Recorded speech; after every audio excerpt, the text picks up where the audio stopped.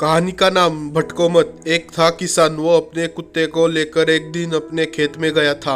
उसी समय उसके घर पर उसका एक परिचित उसे मिलने के लिए आता है। उस किसान की बीवी ने उस परिचित से कहा कि वह घर पर नहीं है, वह तो खेत में गए हैं। पत्नी ने उन्हें कहा, आप अंदर आकर बैठ जाइए, तब तक मैं अपने बच्चे को उन्हें बुलाने के लिए भेजती हूँ।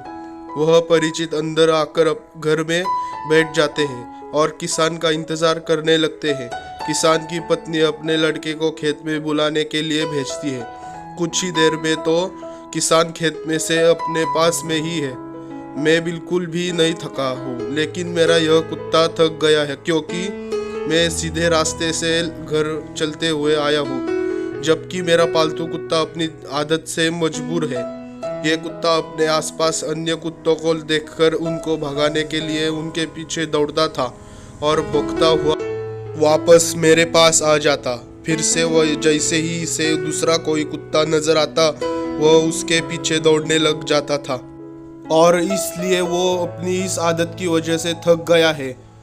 अगर हम अपने वास्तविक जीवन की बात करें तो आज के इंसान की भी इस कुत्ते जैसी स्थिति है। वो अपने जीवन के लक्ष्य तक पहुंचना तो चाहता है, मगर उसे अपनी राह में मिलने वाले कुत्ते उसकी सीधी और सरल राह में भटका रहे हैं। इंसान अपनी राह में भटक रहा है और ये भटकाव ही उसे थका रहा है।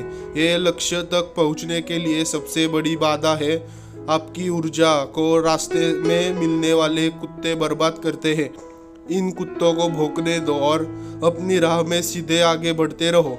आपको ऐसा करने से एक न एक दिन जरूर सफलता मिलेगी।